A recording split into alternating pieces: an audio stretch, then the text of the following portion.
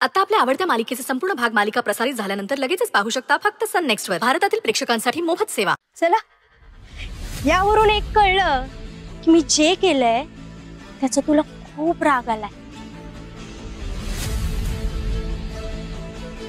म्हणजे मॅडम मध्ये थोडेफार कोणा इमोशन आहेत म्हणायचं नाही का.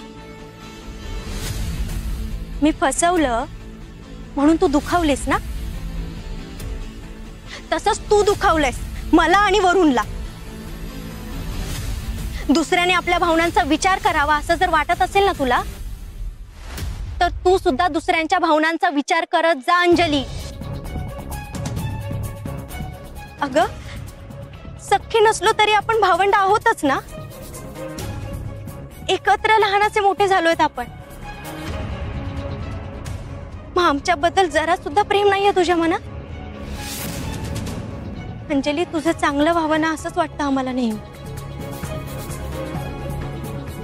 कदाचित तुला आता माझे बोलणं खोटं वाटेल, पण आजपर्यंत मी नेहमी देवाला हीच प्रार्थना करत आली आहे की माझ्या बहिणीचं चांगलं होऊ दे, तिची सगळी स्वप्न पूर्ण होऊ दे. पण तुला आमच्या स्वप्नांची थोडी सुद्धा कदर नाही. ठीक आहे, मी तुला म्हणत नाहीये की तू आमच्या स्वप्नांसाठी आम्हाला मदत कर, पण किमान आमच्या स्वप्नांच्या आड तरी येऊ नकोस. आज जशी मोठ्या आशेने तू ऑडिशनला आली होतीस ना, अगदी तसंच मी आणि वरुण हॉस्टेलमध्ये काल आशा लावून उभे होतो. वाटलं होतं स्कॉलरशिप मिळाली तर आमच्यावरचा भार कमी होईल.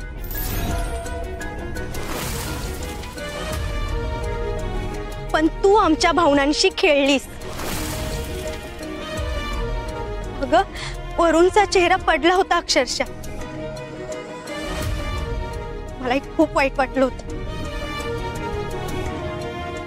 अंजली, तुला माहितीये वरुणला स्कॉलरशिप मिळावी यासाठी मी किती प्रयत्न करतेय, त्याचं शिक्षण व्हावं यासाठी प्रयत्न करतेय, मामीचं कर्ज फेडता यावं यासाठी मी किती कष्ट घेते, सगळं बघतेस ना तू. मग का वागलीस असं? केवळ त्या देवांश जागीरदार सरांना भेटण्यासाठी, स्वतःच्या स्वार्थासाठी अशी वागलीस तू? हा, सांग ना.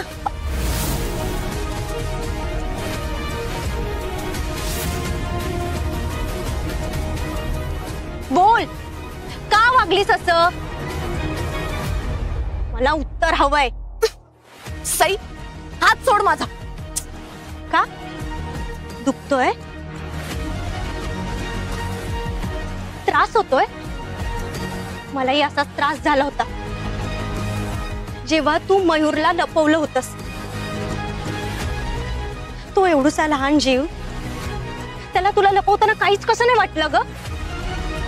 बिचारा तो त्यावेळेस कसा असेल, काय हालत झाली असेल त्याची. तो खोलीत होता पण जीव माझा अडकला होता अंजली. आणि हे असं करताना तुला काहीच नाही वाटलं? अंजली, तुझ्या हे अशा वागण्यामुळे माझी नोकरी जायची वेळ आली होती. शाळेत मला मुलांचे पालक किती बोलले आणि हे मला फक्त तुझ्यामुळे ऐकून घ्यावं लागलंय. अंजली, का वागतेस असं? आतापर्यंत तू माझ्याशी जे वागत आलीये ना, ते मी प्रत्येक वेळेस सहन केलं. अंजली, मी तुला प्रत्येक वेळेस समजून घेतलं आणि समजून सांगण्याचा प्रयत्न सुद्धा केला, पण तुला स्वतःमध्ये जरा सुद्धा बदल करावा वाटतच नाही. पुन्हा पुन्हा तीच चूक करायची असते तुला. मला त्रास व्हावा यासाठी नेहमी प्रयत्न करतेस का? अंजली, मामांमुळे मी नेहमी शांत बसत आल्या, पण आता नाही. इथून पुढे जर अशी वागलीस ना, तर याद राख, गाठ माझ्याशी. मला हेच कळत नाहीये की तू इतकी इन्सिक्युअर कशासाठी होतीयस? इतकी घाई कशाची झालीये तुला? हे बघ अंजली, जे तुझ्या नशिबात आहे ते तुला मिळणारच आहे, आणि ते तुझ्यापासून कोणीच हिरावून नाही घेऊ शकत. अगं, आपण दोघी बहिणी आहोत, मग एकमेकींना आधार द्यायचा की एकमेकींचे पाय ओढायचे? नको ना स्पर्धा करूस माझ्याशी. आणि ह्या सगळ्याची काय गरज आहे? हे बघ, तू दिसायला खूप सुंदर आहेस, टॅलेंटेड आहेस. फक्त चांगल्या मनाने थोडे प्रयत्न केलेस ना आणि थोडे कष्ट घेतलेस ना तर तुला जे हवंय ते नक्की मिळेल. आणि राहिला प्रश्न देवांश जागीरदार सरांचा, ते जर तुझ्या नशिबात असतील ना तर ते तुला नक्कीच मिळतील. त्यासाठी हे असं वागायची गरज नाहीये. हे बघ, तुला वाटो किंवा न वाटो, पण तुझं नेहमी चांगलं व्हावं, तुला आयुष्यातील प्रत्येक सुख मिळावं ना असं मला नेहमी वाटतं. हे बघ अंजली, मी हे सगळं तुला त्रास देण्यासाठी नाही केलेलं, तुला जबाबदारीची जाणीव व्हावी म्हणून केलंय. मला माहितीये तुला माझा आता राग आलाय, पण मी आता जे काही बोलली आहे ना त्याचा प्लीज एकदा शांतपणे विचार कर.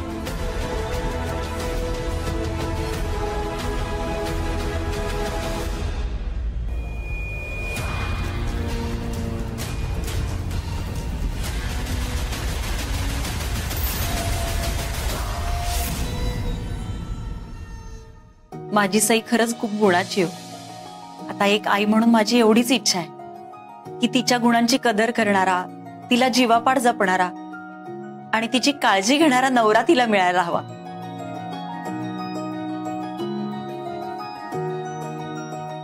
ताई म्हणते ते अगदी खरंय गुरुजी. अहो, एक वेळ पत्रिकेतले ग्रह त्यांची दिशा बदलतील, पण आमची सई तिचा स्वभाव कधीच बदलणार नाही. अहो, खूप उत्तम संस्कार केले ताईने मुलांवर. मोठ्यांची काळजी घेणारी, लहानांना समजून घेणारी अशी भाची आहे माझी. ती एक उत्तम सून होईल याबद्दल माझ्या मनात अजिबात शंका नाही. स्वतःच्या आधी नेहमी ती दुसऱ्यांच्या सुखाचा विचार करते. ती सासरच्या लोकांची मनं नक्की जिंकून घेईल. तुम्ही जे म्हणताय ना ते सगळे गुण मला या पत्रिकेत दिसतायत,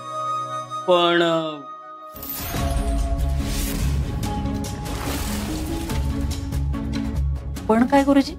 मधुभाऊ, आत्तापर्यंत मी अनेक पत्रिका बघितल्यात, अनेक मुला मुलींची लग्नही जुळवली आहेत, पण इतका विचार करायला लावणारी पत्रिका मी पहिल्यांदाच बघतोय. गुरुजी, तुमच्या बोलण्याचा अर्थ नाही कळला आम्हाला. म्हणजे काळजी करण्यासारखं काही आहे का पत्रिकेत? अहो, ही अशी पत्रिका लाखात एखाद्याच व्यक्तीची असते.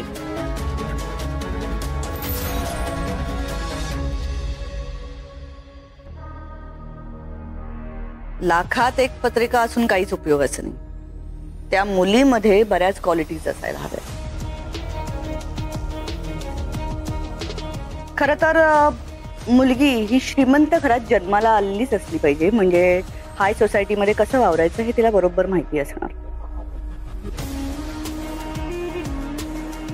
ऑन द कॉन्ट्ररी, जर का मुलगी गरीब घरातली असेल आणि श्रीमंत घरात तिचं लग्न झालं ना की मोठ्या घरात ना या अशा मुलींना कोपअप करताच येत नाही. हाय फॅशन किंवा महागातले दागिने घालून नुसतं फिरायचं याचा काहीच उपयोग नाही.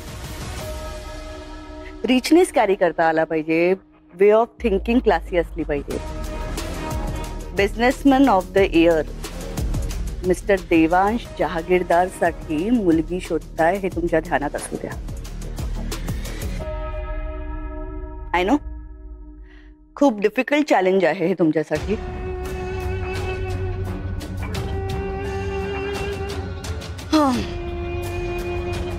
टोटल किती मुलींची प्रोफाईल्स आहेत तुमच्याकडे? 7,000पेक्षा जास्त मुलींचे प्रोफाईल आहेत मॅडम आमच्याकडे. आणि आमच्या स्टेटसला मॅच होणाऱ्या अशा किती मुलींची प्रोफाईल आहे? 3,000च्या जवळपास. ताई, माफ करा मी मध्ये बोलते, पण ह्या सगळ्याचा काही उपयोग होईल असं वाटत नाही मला. माझा वेळ जात नाहीये म्हणून मी हे सगळं करते असं वाटतंय का तुला? छे छे, असं नाही म्हणायचं मला. देवांशचं लग्न होण्यासाठी तुम्ही इतका प्रयत्न करताय बघून खरंच खूप आनंद होतोय मला. पण गुरुजींनी मला स्पष्टच सांगितलंय काय की देवांच्या आयुष्यात जी मुलगी येईल ना ती आपणहून त्याच्या आयुष्यात येईल. त्याच्यासाठी आपल्याला काहीही प्रयत्न करावे लागणार नाही आणि आपण कितीही प्रयत्न केले ना तरी त्याचा काही उपयोग होणार नाही. म्हणून ह्या बाबतीत मला असं वाटतं की आपण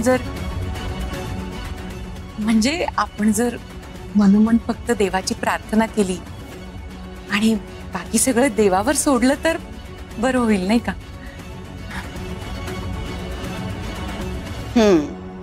तुला खूपच आवडलं असेल ना गुरुजींचं म्हणणं? हो.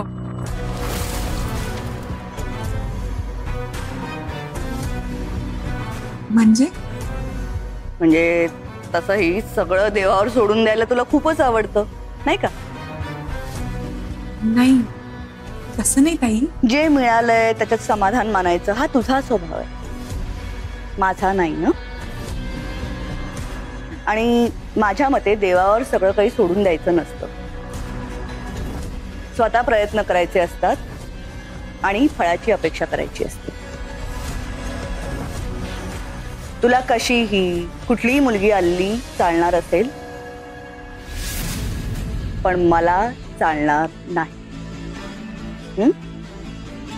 पण ताई, आपण कशाला मुलीकडून पैसा वगैरेची अपेक्षा ठेवायची? देवाच्या कृपेने आपल्याकडे चिक्कार पैसा आहे. म्हणजे पैशापेक्षा मुलीच्या अंगी चांगले गुण असणं ठीक. हे सीमा, उदय, लवकर बाहेर या.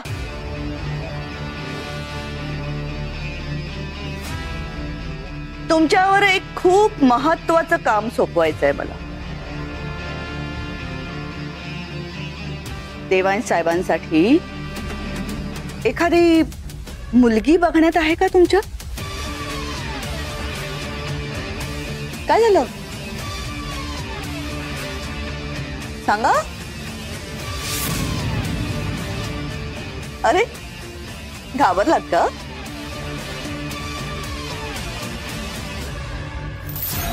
मी मस्करी नाही करत आहे, सिरियसली विचारते.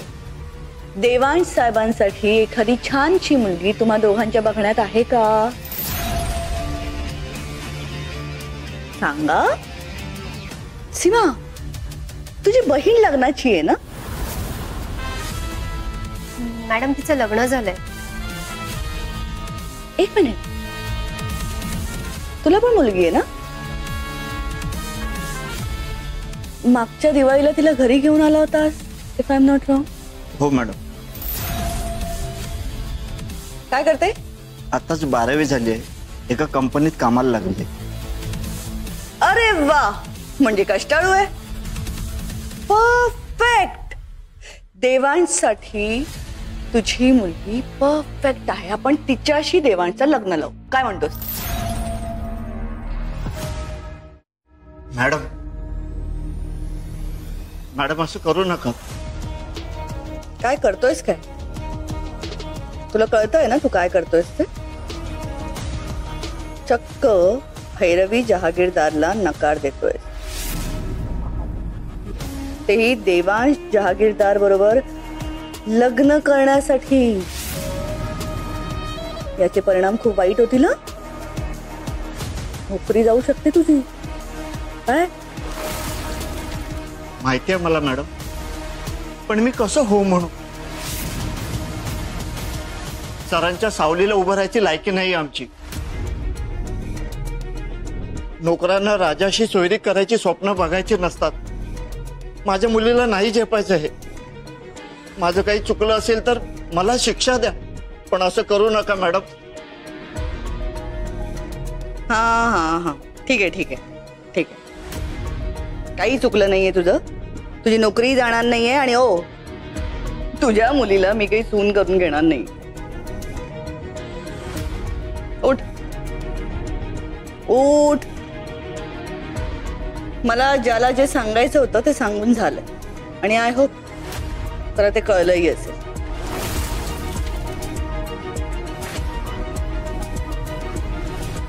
निघा तुम्ही दोघं.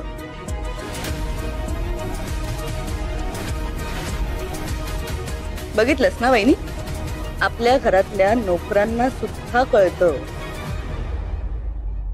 की आपल्या लायकीच्या मुलाशीच मुलीचं लग्न झालं पाहिजे, पण तुला मात्र हे काही कळत नाही. नाही ताई, तसं नव्हतं. जानकी, हे बघ, देवांचं भलं कशात आहे हे भैरवीला चांगलंच कळतं. म्हणजे त्याच्या बाबतीतले आजपर्यंतचे सगळे तिचे निर्णय योग्यच ठरलेले आहेत आणि ते पुढेही योग्यच असणार आहेत.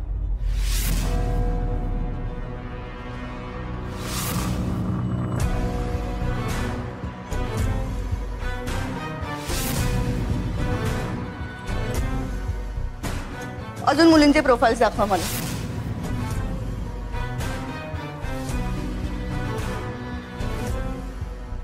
टायकॉन इंडस्ट्रीचे मालक मिस्टर पुराणिक यांची नात आहेत.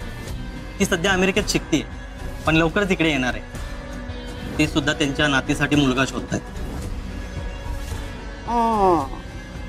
बाकी सगळं ठीक आहे, पण मुलगी काही दिसायला खास नाही. ही देवांशला सूट नाही होणार. नेक्स्ट. ही बघा. रिजेक्ट. भैरवीताईंनी एखादी गोष्ट मनावर घेतली ना की त्या कोणाचंच ऐकत नाही. देवा, भैरवीताईंनी काही ठरवण्याच्या आधी तू जे देवांसाठी ठरवलंस ना ते घडू दे. गुरुजींनी सांगितल्याप्रमाणे ती मुलगी लवकरात लवकर माझ्या मुलाच्या आयुष्यात येऊ दे. तुमची मुलगी कोणत्या मुलाच्या आयुष्यात जाणार आहे हे विधिलिखित आहे. उगाच आपण नाही म्हणत की जोड्या या स्वर्गात बांधल्या जातात म्हणून. खरं तर तुमच्या मुलीने त्या मुलाच्या आयुष्यात असणं फार गरजेचं आहे. कारण काय गुरुजी? अहो, तुमच्या मुलीच्या पायगुणामुळेच मुलाला दीर्घायुष्य लाभणार आहे. मुलगा अतिशय श्रीमंत आहे. तुमच्या मुलीच्या नशिबात राजयोग आहे, राजयोग. बघ ताई, मी म्हणलो होतं ना तुला, सईच्या आयुष्यामध्ये आता फक्त आनंद असणार आहे.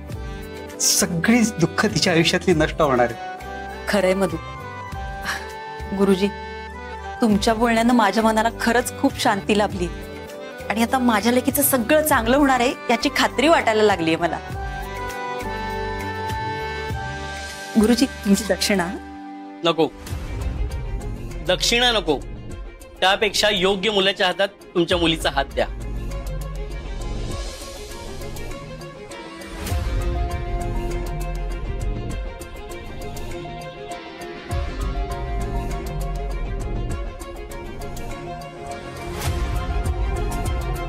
पोरीची वकिली करण्यापेक्षा वेळीच तिचे कान धरले असतात ना, तर आज हा फोटो बघायची वेळ आली नसती ना. तुमची लेक बाहेर जाऊन काय उद्योग धंदे करते ते बघितलं. मधू, हे तर देवांश जागीरदार आहेत ना? हो. यांना कोण नाही ओळखत म्हणा. माझे यांच्यासोबत अगदी घरच्यासारखे संबंध आहेत. मुलगा अतिशय चांगला आहे. नुसता पैशानेच नाही तर मनाने सुद्धा श्रीमंत आहे. तुम्ही तुमच्या मुलीचा हात अगदी निर्धास्तपणे याच्या हातात द्या.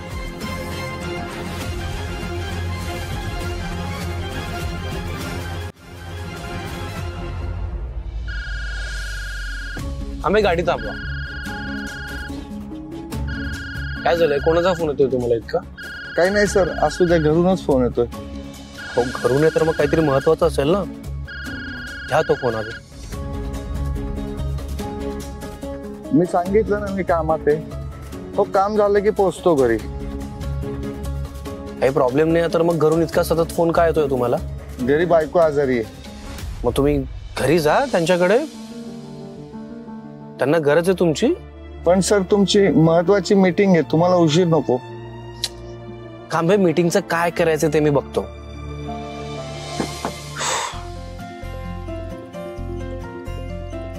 तुम्ही काम करा, तुम्ही आता डिरेक्टली घरी जा. ओके? भैरवी मॅडम, त्याची काळजी तुम्ही नका करू कांबे, मी ते सगळं बघतो. सध्या तुम्ही फक्त तुमच्या वाईफची काळजी करा. ओके?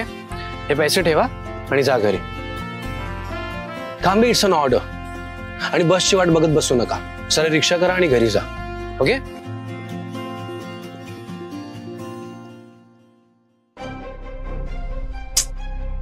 Reject reject.